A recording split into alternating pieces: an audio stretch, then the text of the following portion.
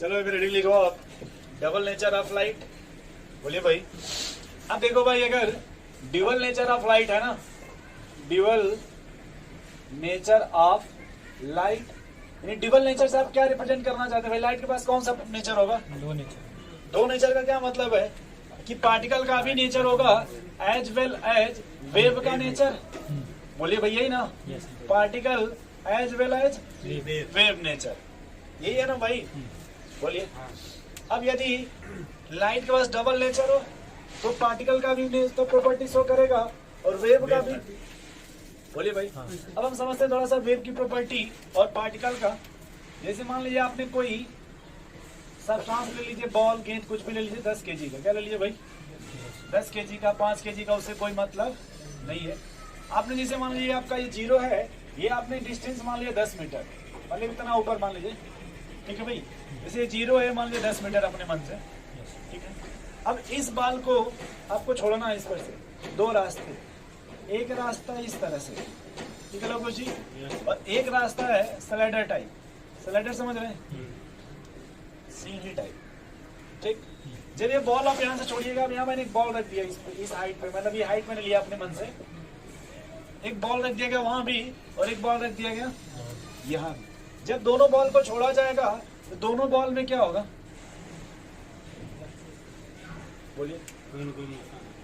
अगर आप यहाँ जब बॉल को छोड़िएगा तो ये जो बॉल होगा क्या हर पॉइंट को टच करते हुए आएगा क्या? बोलिए भाई। ये जो बॉल आएगा क्या ये हर पॉइंट को टच करते हुए आएगा क्या? तो ये समझ पा रहे हैं आप? यानी अगर मोशन की भी बात कीजिए तो ये यूनिफॉर्म मोशन होगा क्या? एक समान। ये कंटिन्यूअस मोशन होगा। लेकिन यहाँ देखिए, अगर ये जैसे मान लीजिए अगर यहाँ पे आपने रखा, इससे गिरेगा, यहाँ पे गिरेगा, तो देखिए कैसे समझ पा रही है? बोले भाई। ऐसा मैंने देखा मंदिर पे लगा दिया जाता है गंगा जल जो गिरता है, वैसे लगा देते 1 बाई 1 जो डेकोरेशन करते हैं। नहीं समझ? गंगा जी गए कभी? सीढ़ी पर चढ़े हैं, 80 घाट तो गए होंगे ना, बड़े फेवरेट बच्चे बनारस में है तो वहाँ तुझे गई है। लेकिन ऐसे ही चढ़ते ना यहाँ पे। बोले भाई नहीं गए होंगे? और कभी स्लोप पर देखिए, वो जो सरकारी स्कूल में बना रहता है स्लोप इस तरह का, दोनों में गए होंगे ना? तो यहाँ जब आप जाइएगा तो हर पॉइंट टच करिएगा या यहाँ पे हर पॉइंट टच होगा? बोलो भाई। यानी यहाँ जो आपका होगा, देखो ये कंटिन्यूअस फॉर्म होगा। बोले भाई, ये कंटिन्यूअस फॉर्म है ना? बोले भाई। और यहाँ जब आइएगा तब डिसकंटिन्यूअस फॉर्म। बोले भाई, ये कंटिन्यूअस फॉर्म क्यों है? देखो एक समान होगा ना सब जगह। बोले भाई। और ये क्या हो गया आपका?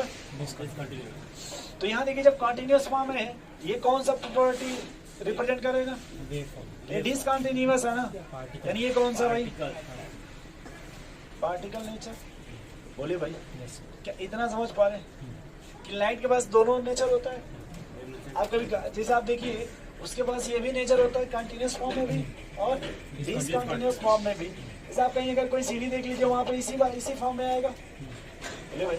लेकिन अगर कहीं जैसे आप कहीं पानी वगैरह या कहीं समतल होगा, इस तरह के इस फॉर्म में भी आएगा। बोले भाई। अब वो अलग मैटर है, जिसे नहीं कुछ लोग कहते हैं कि सर वहाँ बीच में जब ऐसे आएगा तो परछाई बन जाएगा, वो हम बात नहीं कर रहे हैं। नहीं समझ रहे हैं? जैसे उधर से लाइट आ रही है, जैसे ऐसे सीक्वेंस से आ रही है, तो कुछ कहेंगे सर उधर से आएगा तो परछाई बन जाएगा। नहीं समझ गया? तो यदि देखिए लाइट के पास भी डबल नेचर होता है, पार्टिकल का वेव का। तो जब भी वेव होगा तो मेन मैटर ये भैया कि हर पोजीशन को टच करेगा। और यदि पार्टिकल नेचर है तो वो हर पॉइंट को टच नहीं करेगा। क्या इतना समझ है? बोलो भाई। ये डायग्राम पहले लिख लो, उसमें ऊपर वाले में light possess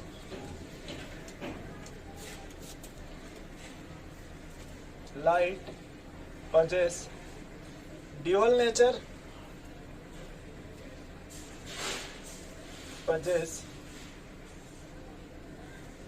nature, that is it has both particle as well as wave nature. इसको देखिए ब्रॉडली में जाके आप फिजिक्स में पढ़ेंगे, ठीक है? ये पूरा चैप्टर आपको मिलेगा, particle as well as wave nature, ठीक है भाई? जब फिजिक्स में आप जाएंगे ये आपको पूरा चैप्टर ही मिलेगा लाइट का, हाँ, बात समझ रहे हैं। फिर लाइट का अलग अलग थ्योरी भी मिलेगा, yes, Newton theory, corpuscles theory है ना, इस तरह से अलग अलग थ्योरी। नेक्स्ट डायग्राम बना लीजिएगा। उसके बाद छोटा डायग्राम बनाइएगा, बहुत छोटा सा, ठीक है लोगों जी। कंटिन्यूअस फॉर्म है तो कौन सी प्रॉपर्टी शो करेगा भाई, वेव का। डिसकंटिन्यूअस है तो पार्टिकल, कभी आप लोग टिकट वकट कटाने गए देखें, कभी टिकट कटाते हुए, बोलिए भाई।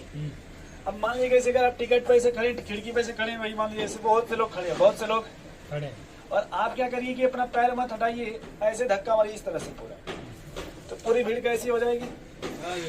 उसको वेव नेचर बोलते हैं। उसको क्या बोलते हैं भाई, कोई अपने जगह से नहीं ना हटा, लेकिन वो कंटिन्यूअस उसमें मोशन हो रहा है, उसमें क्या हो रहा है, उसको क्या बोलते हैं, वेव नेचर।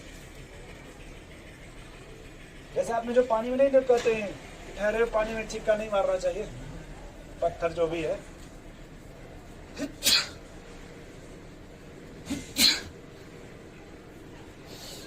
क्योंकि एक बार अगर चिक्का मार दीजिएगा माहौल बन जाएगा, फिर वो शांत होने वाला नहीं है, वो ऐसे अपना करता रहेगा इस तरह से, इस तरह से। इसी को वेव नेचर बोलते हैं, ठीक है भाई। तो माइक भी सही नहीं है, आवाज एकदम फट के आ रही है। शुरू जब ये था तो आवाज में जोश था, इसमें इसको दिखाना पड़ेगा बैटरी को। चलिए कोई बात नहीं, इतना हो गया भाई। तो इसमें पहला पॉइंट लिख लीजिएगा, वेव नेचर, वेव नेचर। देखो भाई, इट इज कंटिन्यूअस फॉर्म है, discontinuous, it is continuous form of light, form of light. तो पार्टिकल नेचर में क्या लिखिएगा भैया, क्या लिखेंगे उसमें, it is discontinuous form of light। बोलो भाई, ये क्या हो जाएगा आपका, discontinuous form of light, ठीक है भाई। अब रीडिंग लिखिएगा वेव, हमको थोड़ा सा वेव नेचर पढ़ना, रीडिंग क्या लिखिएगा भाई, वेव। इसमें दो टर्म होता है, एक ट्रांसवर्स और एक लॉन्गिट्यूडिनल। तो अगर वेव होगा तो उसमें किस टाइप का मोशंस होता है भाई, ट्रांसवर्स एंड लॉन्गिट्यूडिनल। लिखिएगा वेव, इसमें लिखिए इट इज,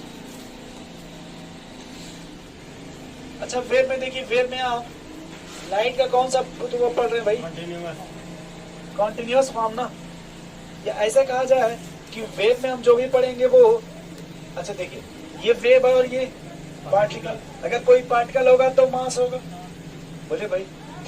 देखिए वेव में लिखिए it is mode of transfer of energy,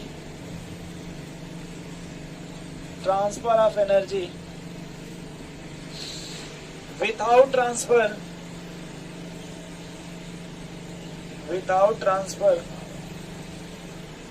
of matter,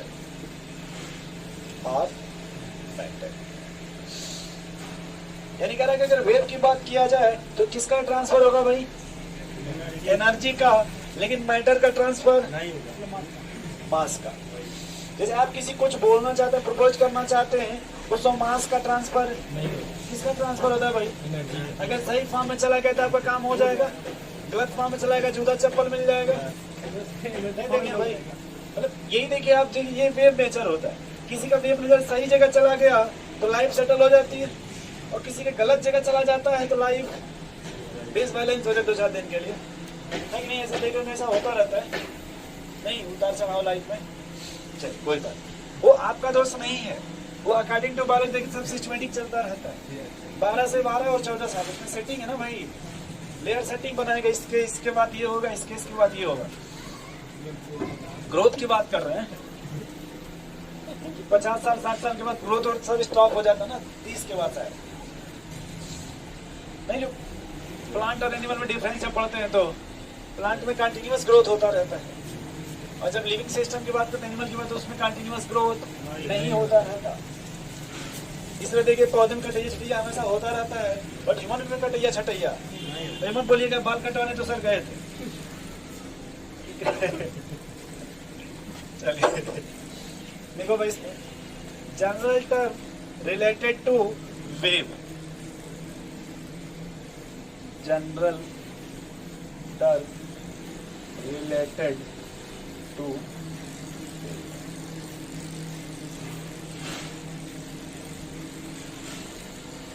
इधर देखो भाई थोड़ा,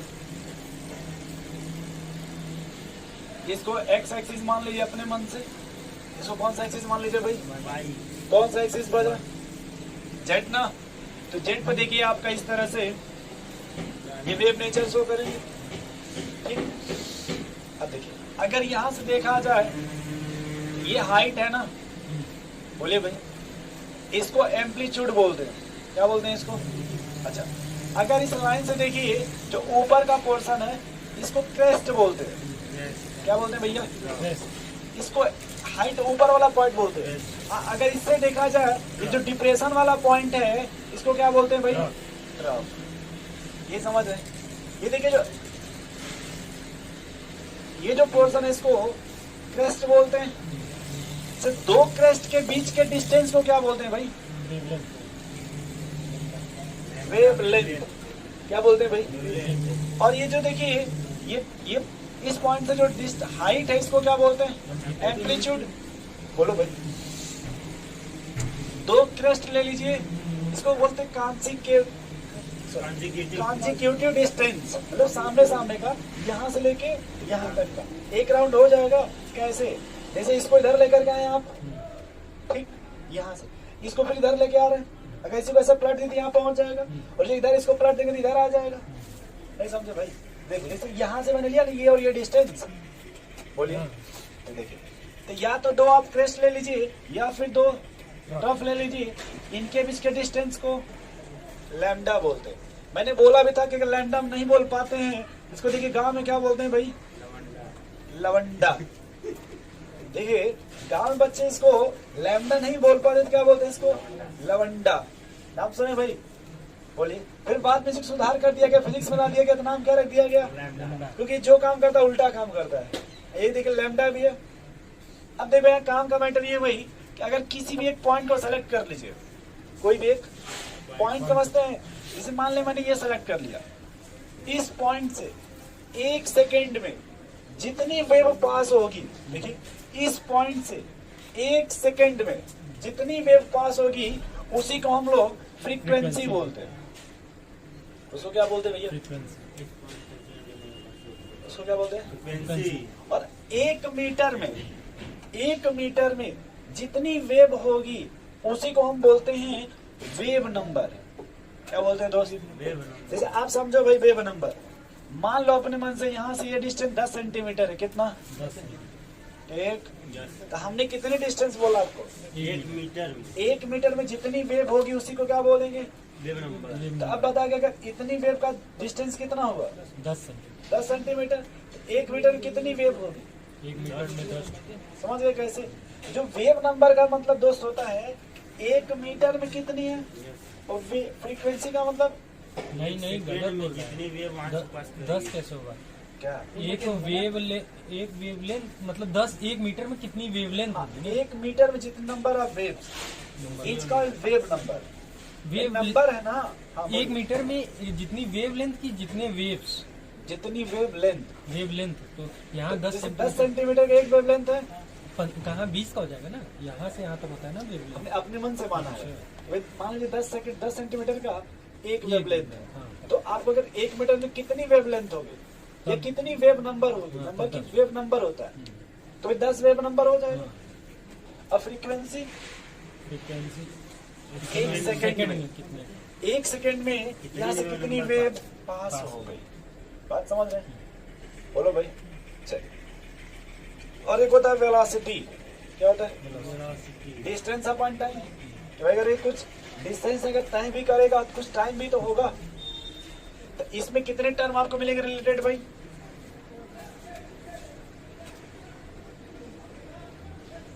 वेवलेंथ को किससे रिप्रेजेंट करते हैं? लैम्ब्डा से। लवंडा से। ठीक है भाई, पहला क्या मिला आपको? वेवलेंथ।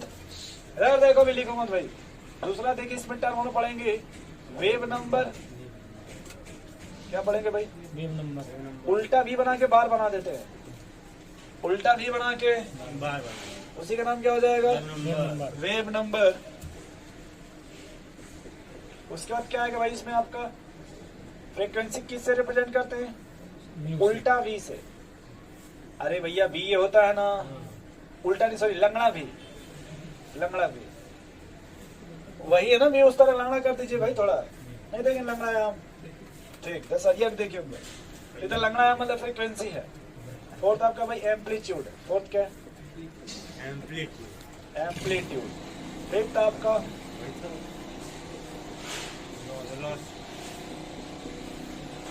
वेलोसिटी पढ़ेंगे, क्योंकि हमको स्पीड ऑफ लाइट पढ़ना है इसमें। पहले टर्म अपने मन से बताइए, वेवलेंथ यानी किसका मेजरमेंट है यहाँ? लेंथ का। और आपने स्टैंडर्ड नाम सुना, स्टैंडर्ड यूनिट। स्टैंडर्ड में लेंथ का क्या यूनिट होता है भाई? मतलब मीटर। वो डायमेंशन बोल रहे हैं, मैंने यूनिट पूछा है, मीटर हो गया। लेकिन ये जब हम केमिस्ट्री पढ़ते थे, बहुत छोटे छोटे मेजरमेंट होते हैं। यहाँ जो होता है वो बहुत ही, क्योंकि एटम बहुत छोटा होता है ना भैया, इसलिए यहाँ पे जो भी मेजरमेंट होगा वो एंगस्ट्रॉम होगा। किसमें? अब बताओ 1 एंगस्ट्रॉम बराबर कितना मीटर? इतना बात समझ गए। लेकिन वेवलेंथ होता क्या? Distance between two consecutive crest या distance between two consecutive drops. Consecutive मतलब आप सामने आमने सामने। बोले भाई, अब वेव नंबर क्या होगा? कि 1 मीटर में जितनी वेव होगी, number of wave in 1 metre is called wave number. अब फ्रीक्वेंसी क्या होगा भाई? 1 सेकंड में 1 सेकंड में जितनी वेव पास हो जाएगी उसी को क्या बोलेंगे भाई? बोलिए। फ्रीक्वेंसी। और एम्पलीट्यूड क्या है आपका? हाइट ऑफ क्रेस्ट या डिप्रेशन ऑफ ड्रॉप। ये हाइट ऑफ क्रेस्ट है ना, या फिर डिप्रेशन ऑफ ड्रॉप बोल दीजिए, इसी को क्या बोलते हैं? एम्पलीट्यूड। लिखिए वेवलेंथ में। देखो भाई, बताओ क्या होगा इस चीज?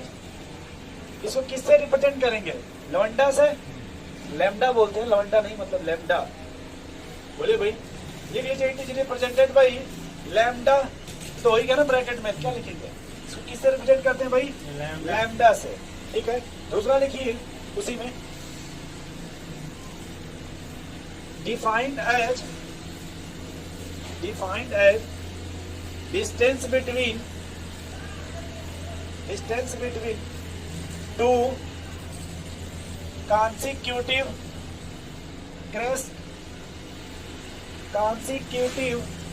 crest or trough।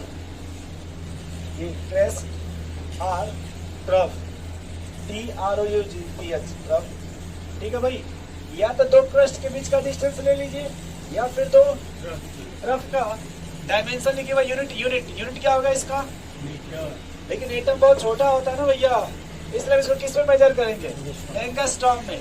और 1 एंगस्ट्रॉम बराबर कितना मीटर? 10 के पावर। तो 1 मीटर में कितने एंगस्ट्रॉम? 1 के पूरे 10, 1 के पावर 10, मतलब 10 सीधे बोले 10 एंगस्ट्रॉम। 10 के पावर 10 एंगस्ट्रॉम ऊपर जाएगा तो नहीं हो जाएगा भाई। अच्छा, तो ये लिख ली इतना, ये लिख लिया ना भाई। आगे देखो, सेकंड वेव नंबर। लंगड़ा भी बनाइएगा, उसको बार बना दीजिएगा। उसका लंगड़ा भी बना के क्या करिएगा? उसको बार बना दीजिए, मतलब कैप लगा दीजिएगा ऊपर।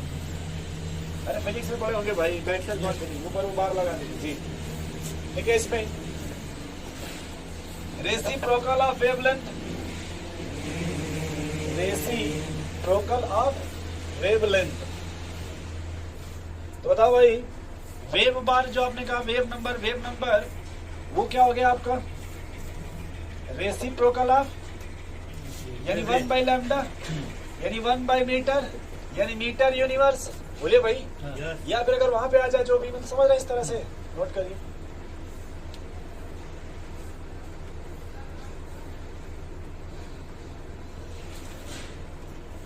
चले आगे।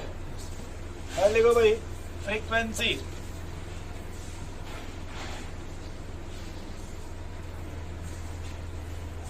अपने मन से बता भाई फ्रीक्वेंसी क्या होगा लोगों से? 1 upon time period। एक बटे में टाइम पीरियड जितने भी एक बटे में टाइम पीरियड। नहीं यार, हम पहले डिफिनेशन पूछ रहे हैं तो क्या बोला गया आपको फ्रीक्वेंसी के? मतलब 1 सेकंड में कितना वेव पास है। Number of wave passing through a particular point. आप कोई पॉइंट सेलेक्ट कर लीजिए, आप कोई भी पॉइंट, और उस पॉइंट से 1 सेकंड में कितनी पास हो जाएगी उसी को क्या बोलते हैं भाई? फ्रीक्वेंसी। देखो number of wave passing through a point या passing through a particular point. आप ब्लू से लिखो भाई, क्यों एक ग्रीन गुलाबी लिख रहे हो? एक ही से लिखो ना, सबसे अच्छा रहेगा। हाँ, बायोलॉजी में अच्छा लगता है, केमिस्ट्री में नहीं। कलर वाला number of wave passing through a particular point. अब कोई पॉइंट सेलेक्ट कर लीजिए, particular point in 1 second, particular point in 1 second. ठीक है भाई, बोलिए। तो फ्रीक्वेंसी क्या हो जाएगा भाई? म्यू बराबर 1/t पर यूनिट टाइम, मतलब पर सेकेंड टाइम, मतलब 1 सेकेंड में जितनी भी वेव हो जाएगी, पास हो जाएगी, उसी को क्या बोलते हैं भाई? फ्रीक्वेंसी। यूनिट क्या हो जाएगा इसका? Time universe. तो देखो अगर पहले बात करें सिस्टम का तो यूनिट हो जाएगा 6 सेकेंड, सेकेंड का यूनिवर्स। स्टैंडर्ड जो यूनिट हो तो सेकेंड होता है ना, हम क्या सोचा सीजीएस हो, बोलो भाई।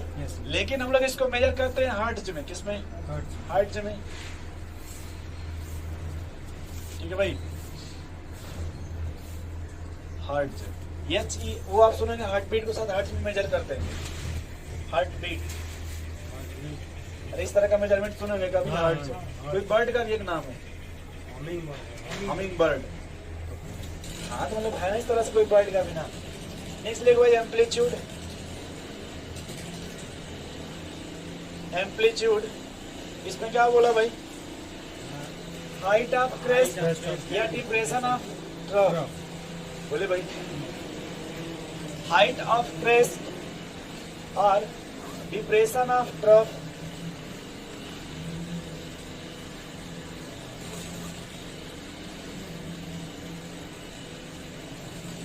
हाइट ऑफ क्रेस्ट और डिप्रेशन ऑफ ट्रफ। ठीक है भाई, यूनिट क्या होगा इसका? मीटर। यूनिट लिख लीजिएगा, यूनिट मीटर। नेक्स्ट लिखो भाई वेलोसिटी, पांचवा। वेलोसिटी को सीधा सीधा v से लिखते हैं और फ्रीक्वेंसी को लंगड़ा v, वेव नंबर को लंगड़ा v का बार बना देंगे। आप उसके बाद वेवलेंथ को लवंडा से, इससे भाई लवंडा से, ठीक है। बाद में उसको घर जाके लैम्डा बोल देंगे, कोई पूछेगा तब लैम्डा बोल देंगे। दिमाग के सेटअप किए रहेंगे क्या? लवंडा। फिर उल्टा काम वही करता है अधिकतर। मैच में देखिएगा जो मैच खेलता है वो लंगड़ा वाला मैच देखे कभी? अरे नाच भाई, नहीं देखे आज तक, सुने भी नहीं है। नौटंकी वगैरह कभी नाम नहीं सुने भाई, बस बोलते हैं। वो घर वाला भी सोच रहे हैं कि माहौल बिगड़ जाएगा, बाबू जान में पहुंचे वही दिक्कत हो जाएगी। अरे कबूतर को साथ मिल जाएगा, कुछ नहीं होगा। दुर्गा को राती जाके दिखता है बाजा तो फेस को खींच देते, खाली घर मत बताइएगा लोगों से, सर जी बता दिए लोग से। चलिए इसमें लिख लो भाई, distance travel by wave, distance travelled by wave per unit time, per unit time. यानी अगर बात करें यूनिट का दोस्त, तो वेलोसिटी की अगर यूनिट की बात करें मीटर पर सेकंड हो जाएगा, या अगर हम लिख लो सेंटीमीटर पर सेकंड। बोलो भैया, हम आगे देख लेंगे कि क्या चल रहा है यार, वो बाद में देखेंगे। ठीक है ना भाई। नेक्स्ट लिखिएगा रिलेशन बिटवीन वेवलेंथ लवंडा and velocity. Relation between velocity हाँ ठीक। अच्छा वेलोसिटी का आपने डिफिनेशन क्या लिखा है वेलोसिटी का? मीटर पर सेकंड ना, बोलो भाई। यानी अगर बात करते हैं डिस्टेंस हो गया अपन टाइम ना, बोलो भाई। 1/t को क्या बोलते हैं? उधर देखिए, तो ये अगर हम इसको ऐसे लिख लें क्या 1/t इंटू AT, बोलो भाई 1/t को क्या बोलते हो आप? अच्छा फ्रीक्वेंसी। लैम्डा को क्या, ये डी डिस्टेंस को क्या बोलते हैं? लैम्डा।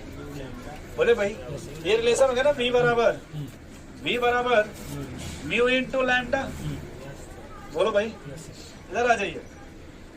अच्छा इतना हो गया ना म्यू बराबर लैम्डा। 1/t को क्या बोलते हैं? ये समझ गए आप? कितना लिख लो पहले।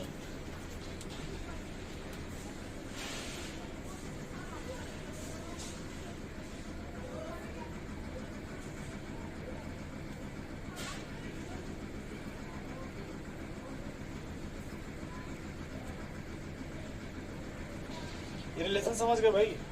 अबे डायग्राम बनाना तो बनाइए अपने हिसाब से, छोटा डायग्राम बनाइएगा बस। समझ लो जी, डायग्राम कैसा बनाइएगा? छोटा।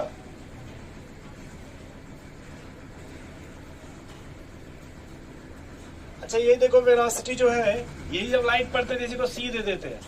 नाम क्या दे देते हैं भाई? C। तो उस समय देखो फ्रीक्वेंसी बराबर हो जाएगा, फ्रीक्वेंसी बराबर C/लैम्डा क्या? बोलिए भाई ये V/लैम्डा भाई, C है ना भाई स्पीड। लिख लो भाई, लिखो जल्दी डायग्राम बनाओ आप।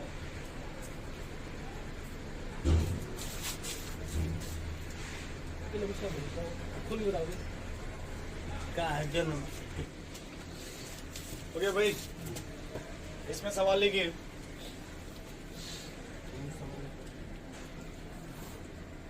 इलेक्ट्रोमैग्नेटिक वेव को आपने नहीं घेर पाना है, ज्यादा इसे खींचेंगे तो यही रहता है।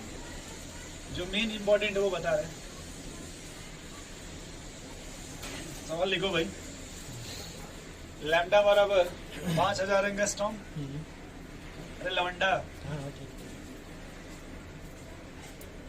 बराबर 5000 एंगस्ट्रॉम। C बराबर 3 × 10⁸ मीटर पर सेकेंड। 3 × 10⁸ मीटर पर second. Find out frequency. Find out frequency.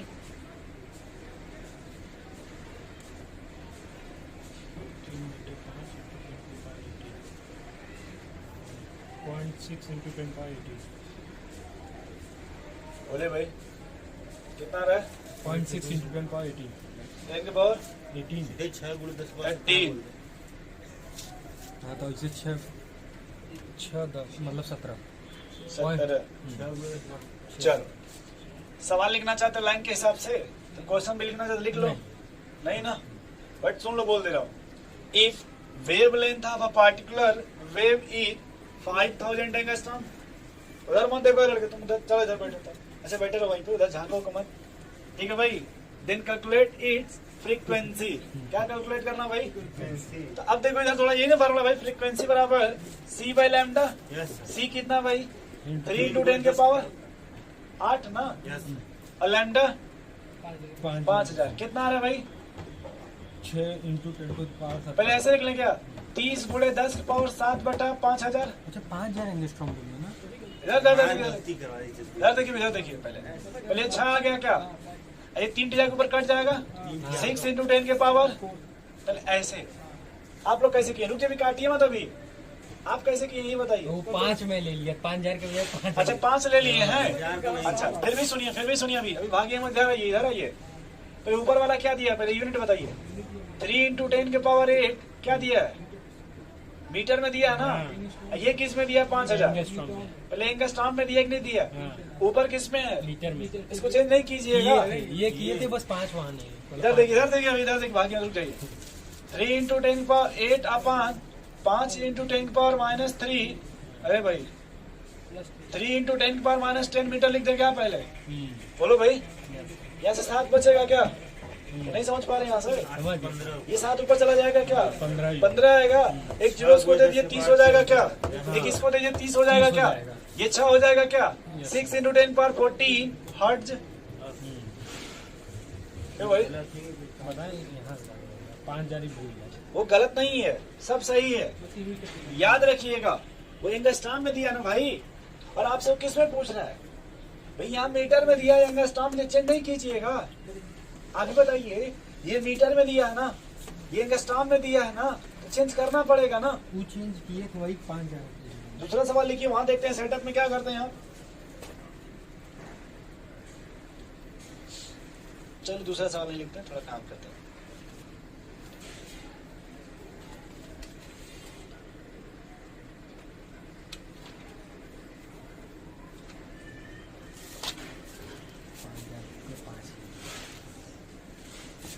ये लिखिएगा भाई, ये देखिए वेव नेचर था, क्या था? लाइट का। दूसरा वेव नेचर में ही आपका वो था, वो सब मैं नहीं बताया हूँ। थ्रेशोल्ड फ्रीक्वेंसी, थ्रेशोल्ड वेवलेंथ, वो सब वो मिलेगा आपको कहाँ पे? फिजिक्स में मिलेगा अच्छे से। नेक्स्ट लिखिएगा Planck quantum theory. Planck's quantum theory, इसमें हम लोग पढ़ेंगे पार्टिकल नेचर ऑफ लाइट। क्या पढ़ेंगे भाई? Particle nature of light. हमको वैसे जितना काम को बस उतना ही बताएंगे, ज्यादा कुछ नहीं बताएंगे। बट नाम ले लीजिए पहले, प्लैंक क्वांटम थ्योरी। ठीक है भाई? इसमें लिखिएगा ये लाइट की थ्योरी होती, किसकी? ठीक है ना? चलो लिख लो इसमें भाई, any black body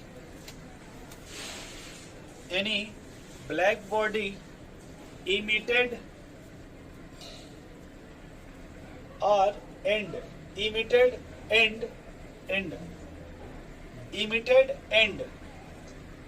and absorb energy in the form of a small packet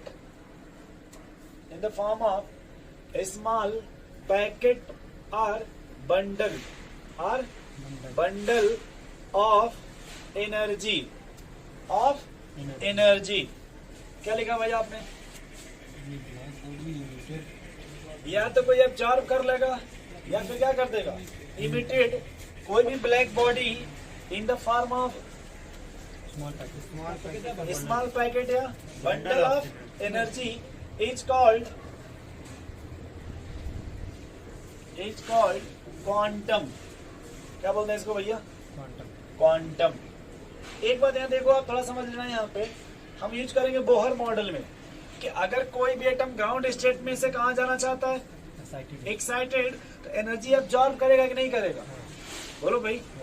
नहीं समझ भाई, कोई भी अगर आपने कभी पढ़ा होगा ग्राउंड स्टेट से कहाँ जाना चाहेगा? वो एक्साइट में होना चाहेगा, एब्जॉर्ब करेगा कि नहीं करेगा? अच्छा, जितना वो एब्जॉर्ब करके ऊपर जाएगा, क्या वहीं पर रह जाएगा? क्या जो लोग मंगल पे ग्रह पे गए थे वो वहीं रह गए हैं? फिर वहां जाएंगे, फिर वहां से वो आएंगे ना। तो जब एब्जॉर्ब करेगा फिर वापस आएगा तो ये एनर्जी रिलीज कर देगा, क्योंकि एनर्जी कभी लॉस नहीं होती। कर लीजिए, डर क्यों है भाई?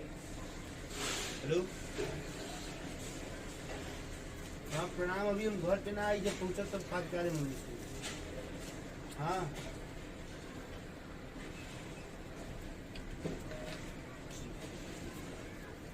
चले भाई, तो आपने इसी को जो आपने एनर्जी के जब फॉर्म बंडल ऑफ एनर्जी लिया या लाइट के एनर्जी के रिस्पेक्ट में आपने इसको क्वांटम बोला ना? क्या बोला? क्वांटम। नेक्स्ट पॉइंट से लिखिए, in case of light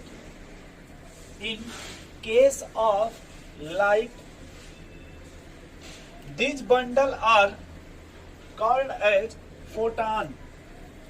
in case of light this bundle are called as photon. Light के रिस्पेक्ट में इसी बंडल को क्या बोलते हैं भाई? फोटॉन। तो इतनी बात क्लियर हो गई कि जब एनर्जी के फॉर्म में बोलिएगा तो क्वांटम हो गया, लाइट के फॉर्म में बोलेंगे इसी बंडल को तो फोटॉन हो जाएगा। बोले भाई, एक पॉइंट और लिख लीजिए, इसमें बहुत ही इंपॉर्टेंट है, स्टार स्टार स्टार बना लीजिएगा बस एक बार। बस देखिए, एनर्जी ऑफ एनी फोटॉन यानी हम यहाँ जो एनर्जी ले रहे हैं वो लाइट के रिस्पेक्ट में ले रहे हैं। बोलिए भाई, हम लाइट के रिस्पेक्ट में ले रहे हैं ना। अगर एनर्जी के रिस्पेक्ट में लेते तो क्वांटम बोलते या क्वांटा बोलते, नहीं समझ रहे? बोलिए भाई, है ना क्वांटम मैकेनिक्स। चलिए, तो आपने क्या लिखा भाई? Energy of any photon is directly proportional to its frequency. Energy किसके डायरेक्टली प्रोपोर्शनल है भाई? हम ऐसे लिखना चाहते हैं, ई डायरेक्टली प्रोपोर्शनल लंगड़ा भी। बोले भाई, आपने बचपन से पढ़ा होगा, जब ये प्रोपोर्शनलिटी को हटाते हैं तो कुछ यहाँ लेके आएंगे कि नहीं भाई? लिखते हैं। हमको कॉपी पीछे देख के बताओ, फ्रीक्वेंसी बराबर आपने क्या लिखा था? सही लिखा ना? ऊपर यहाँ देखो भैया, लगो इधर देखो, ये लिखा ना ऊपर भैया, क्या ई बराबर एच सी बाई लैम्डा लिख दे? बोलो भाई, ये समझ रहे हो क्या? ई बराबर एच सी बाई लैम्डा। यहाँ एच क्या है आपका? Planck constant. इसकी वैल्यू कितनी होगी? 6.64 इंटू 10 के पावर माइनस 34 जूल। बोलिए भाई, जूल पर सेकंड जो भी होगा, but main matter 6.64 into 10 power minus 34 joule. इतना समझ रहे? पहले इतना छापिए तो भैया ये समझ पा रहे हैं। हमको बस यहाँ से एक ही चीज मिला, प्लैंक क्वांटम थ्योरी से, ई किसके डायरेक्टली प्रोपोर्शनल है? फ्रीक्वेंसी के। यानी जो एनर्जी वो किसके डायरेक्टली प्रोपोर्शनल है? फ्रीक्वेंसी के। और ये प्रोपोर्शनलिटी को रिमूव कीजिएगा, मतलब हटा देंगे यहाँ से, तो बराबर का साइन लगाएंगे ना, तो वहाँ पे उसके लिए क्या लगाएंगे भाई? एच। इस एच को क्या बोलते हैं? Planck constant. थोड़ा लंबा पड़ता है तो खींचने कभी कभी नहीं खींचा पाता है। प्रोपोर्शनलिटी कांस्टेंट मतलब पर्सनालिटी बोल देते हैं, अभी थोड़ी देर बाद हम समझ जाएंगे वो। प्रोपोर्शनलिटी नहीं है क्या? ये होता है प्रोपोर्शनल। चले भी इतना काम चलाते हैं पहले, तो देते सुधार हो जाएगा भाई। चले भाई, इतना थोड़ा आगे चलें। बोलिए, हमको 2 हेडिंग याद दिला दिएगा, बाद में हम पढ़ा देंगे आपको। अभी पढ़ा ही रहे हैं इस चैप्टर में, हाइजेनबर्ग अनसर्टेनिटी प्रिंसिपल और ड्यूअल नेचर ऑफ लाइट। को पढ़ेंगे डी ब्रॉगली इक्वेशन। नाम सुने ना भाई? डी ब्रॉगली, लैम्डा बराबर एच बाई एम थी, वो भी पढ़ेंगे। थोड़ा तमीज से बता दीजिएगा ताकि भूले ना, ठीक है ना? फिर मैंने जो पिछला लेक्चर पढ़ाया था जो बैच, उसमें 2 हेडिंग अभी छोड़ दिया, तो जो छूट जाते जाते छूटा का छूटा ही रह जाता है। चलिए देखिए, इसमें इतना समझ गए भाई। अब ये देखो, ये जो फार्मूला है, ये energy of 1 photon, energy of 1 photon. अब अगर 10 फोटॉन होगा तो यहाँ देखिए फार्मूला हो जाएगा E बराबर n h c by lambda. क्या हो जाएगा भाई? एन का मतलब नंबर ऑफ फोटॉन, एन क्या है भाई? नंबर ऑफ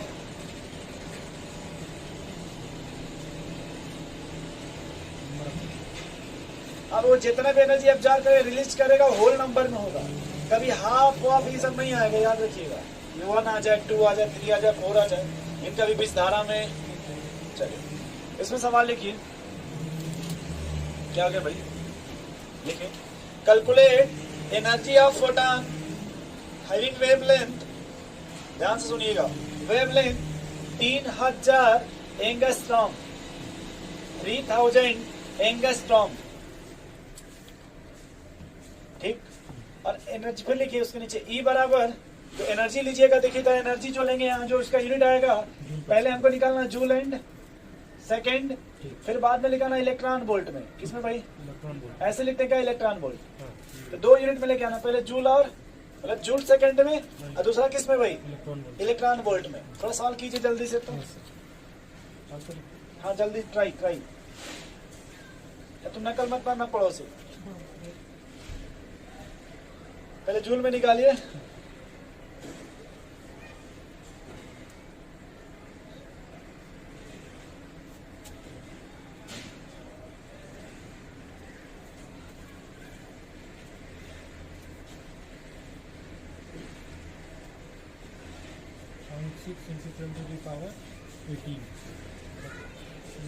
जूल कितना रहा है?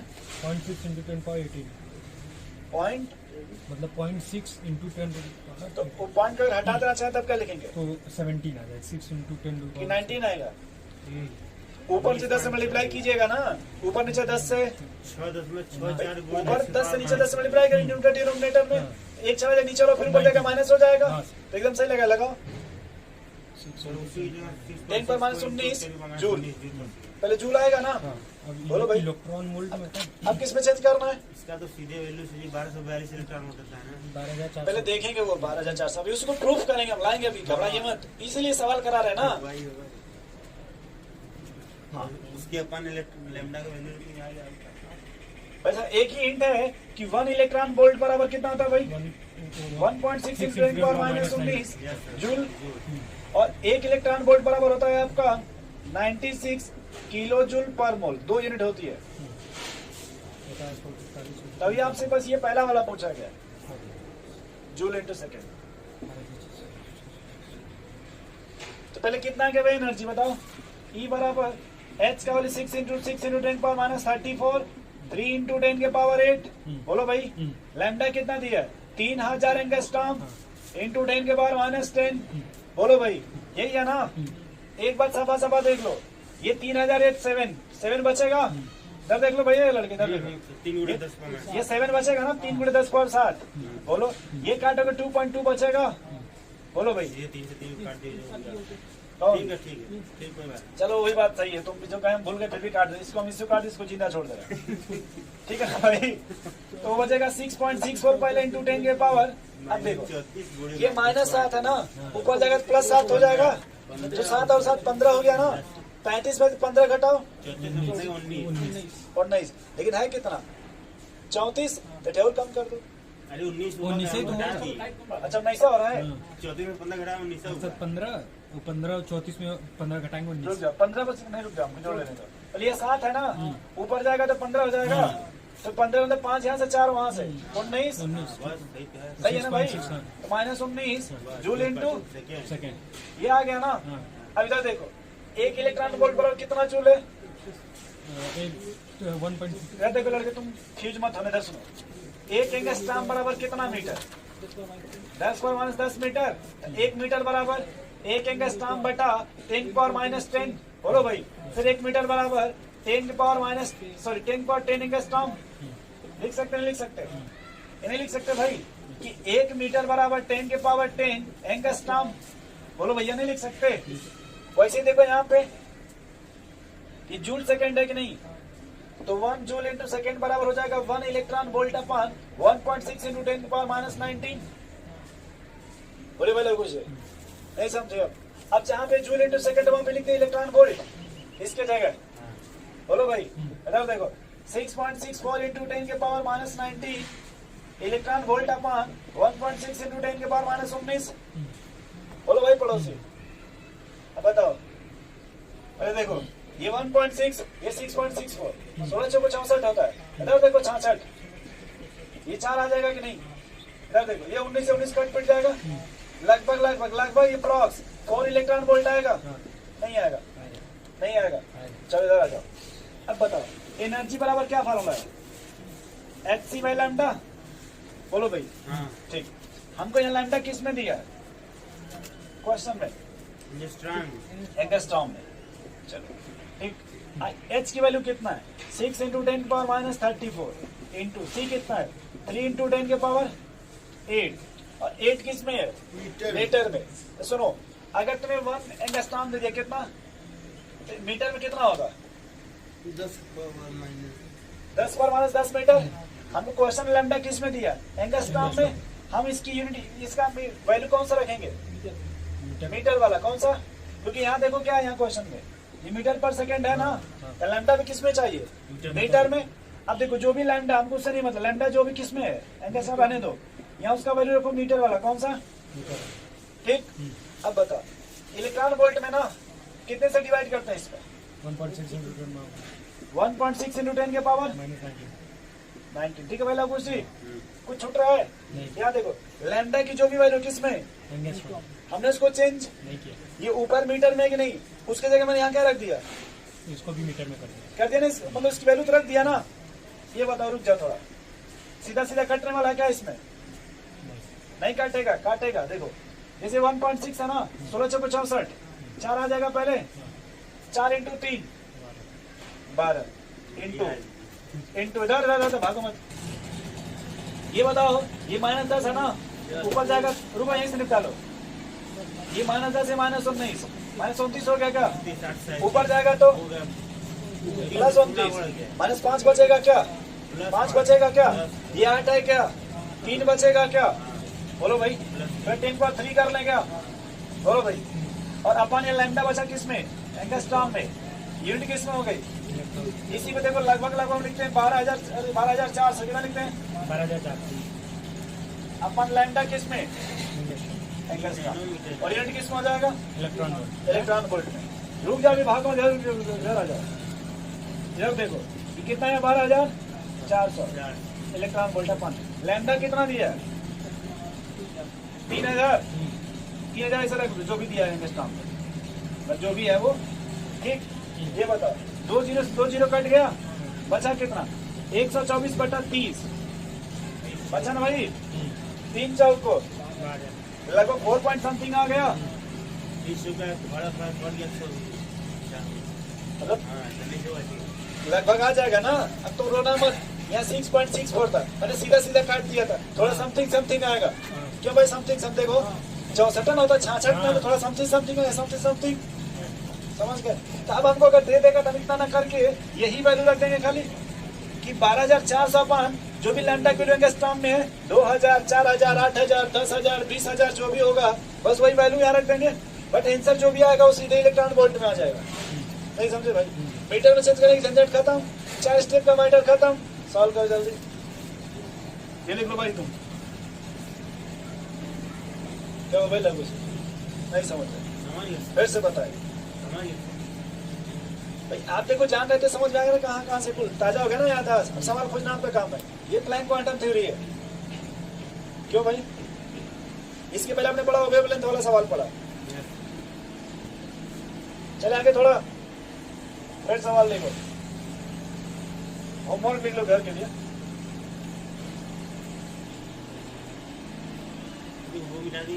लिखना था भाई, फिर से लिख रहा हूँ, उसमें कोई दिक्कत नहीं भाई। 1 इलेक्ट्रॉन वोल्ट बराबर 1.6 × 10⁻⁻19 जूल पर सेकंड। और 1 इलेक्ट्रॉन बराबर 96 किलो जूल पर मोल। मतलब साफ लिख दे रहा हूँ भाई। अब सुन, अरे अक्षरों में लिख लीजिए। और एक चीज यहाँ पड़े, एनर्जी बराबर 12,400। क्यों भाई? लैम्डा की वैल्यू किस में रखेंगे? यूनिट किस में आ गया? बोलो भैया। तो ये पूरा लिखो, चना लिखो, सीधे वो मैटर वो लिख लो। ये सब मत लिखो भाई, ये सब इसका कोई काम नहीं यहाँ पे नेट में, इसका कोई काम नहीं। आप बस ऊपर का लिखो, बस काम खत्म। क्या दिक्कत है कोई इसको लिखने से, मिटाने से? भैया पे काम इससे चल जाएगा ना, क्यों ना टाइम पास करेंगे फिर? इसको लिखो, 10 वाला पेपर ज्वाइन कर लो, 10 टेस्ट पेपर बिंदास। क्यों भाई? चले आगे चले, तो अगला लिखिए, सवाल लिखो भाई। Calculate energy of a photon with frequency 2 × 10⁻15 hertz. 2 × 10⁻15 hertz. ठीक है। नेक्स्ट सवाल लिखिए। ये बना लोगे भाई इसको, जो आंसर होगा जूल इंटू सेकंड में ही है। जूल इंटू, अगर आपसे फ्रीक्वेंसी दे दिया ना, तो देखो यहाँ इधर सुनो, इस सवाल को उस पर मत सेटअप करना, इस पर तो इसमें फ्रीक्वेंसी दिया भाई लघु जी। भैया ये तो लैम्डा है ना, इसको अलग सेटअप, उसमें सेटअप कर दीजिएगा जल्दी जल्दी में। अगला सवाल लिखिए। Calculate energy of a photon in electron volt and kilo joule पर मोल। Electron volt and kilo joule पर मोल विथ वेवलेंथ लवंडा बराबर 4100 एंगस्ट्रॉम, 4100 एंगस्ट्रॉम या 4100 एंगस्ट्रॉम, सीधा 4100 एंगस्ट्रॉम। ठीक है, चावल के दाम पर थोड़ा सादा थोड़ा सा ज्यादा। चलो अगला लिखो, नेक्स्ट सवाल। Calculate number of photon with energy 2 into 10 power 15 joule and wavelength lambda, wavelength बराबर 3100 एंगस्ट्रॉम, वेवलेंथ बराबर 3100 एंगस्ट्रॉम। बस एनर्जी कितना दी? 2 into 10 के पावर 5 जूल। 5 की 15 5 बोले थे, क्या बोले भाई? 2 into 10 के पावर 5 बस, ठीक है। आज इतना रहने देते हैं। कल हम लोग 2 हेडिंग पढ़ेंगे, मैं बता दे रहा हूँ डायरेक्ट, एक आयनाइजेशन एनर्जी और एक बॉन्ड एनर्जी। ये बात देख लो, आयनाइजेशन एनर्जी होता क्या है। जैसे आपने पढ़ा होगा पीरियोडिक टेबल में कि सोडियम है ना आपका, तो किसी भी आइसोलेटेड गैसियस एटम से इलेक्ट्रॉन को रिमूव करने के लिए जो एनर्जी लगानी पड़ती है उसी को क्या बोलते हैं भाई? Ionisation energy. ठीक है भाई, चलिए।